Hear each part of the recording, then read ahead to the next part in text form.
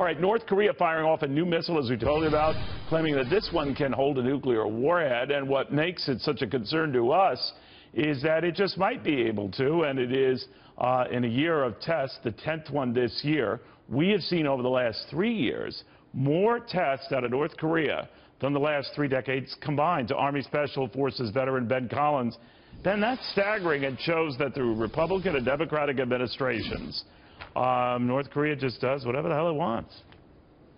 Yeah, absolutely. And to put it in context, Neil, 10 years ago they had their first nuclear test, and that registered in at about 1 kiloton.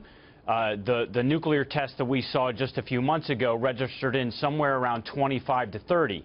Now, Hiroshima was 15 kilotons. Wow. So look, the issue is not going to be, you know, the question of if they're going to have the capability, but when. So we are unfortunately at a point now where action has to be taken either by us or through the Chinese, but this man is obviously showing that he is not going to slow down in his desire to have a weapon, but I don't think he's got it yet.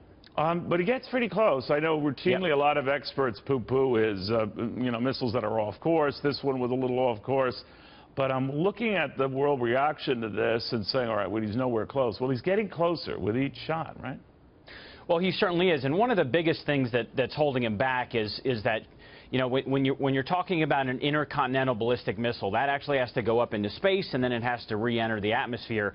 And that cone that's on top to keep the heat, that's a very, very difficult technology, as I'm sure you're aware as a big fan of Star Wars. So it's really hard to get that thing back in, and I don't think that they're anywhere close to having that just yet, Neil. All right, then I'm looking for our Yoda in that event, and I don't know. I mean, you know, you and I talked about this before, Ben, but how do we use the China card more? Because sometimes I think China's stringing us along here. I was raising this with Gordon Chang, the China expert, who says they are indeed doing that. Oh, 100% they're stringing us along because, look, China controls 90% of North Korea's energy.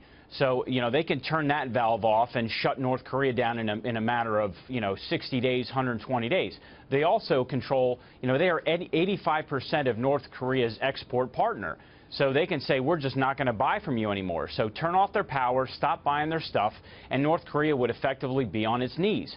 So why hasn't China taken that step just yet?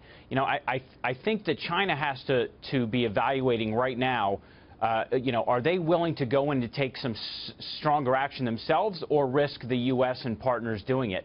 The one thing that they won't stand for is a unified Korea with a Western partner on their border. So I think China might actually get to a place fairly soon where they might consider actual unilateral action on their own to put this guy into check. What if China can't? I'm going to give the benefit of the doubt to them, but what if they can't?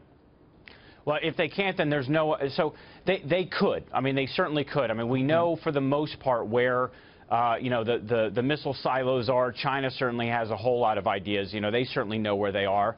But a big problem, again, we always concentrate on the nuclear part, but there is, along the South and North Korean border, there's a massive amounts of just conventional artillery that could actually reach into Seoul. So that's 25 million South Koreans that are watching this whole thing, a little bit apprehensively. But, Neil, to be honest, there is no other...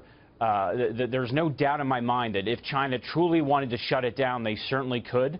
And I think they're getting closer to realizing that it's in their best interest to take action first rather than wait for us to take unilateral action. Ben, great having you. The Star Wars reference was brilliant on your part as well. Thank you, Neil. Thank you very much. Force be with you. Yes, indeed. Brilliant is he.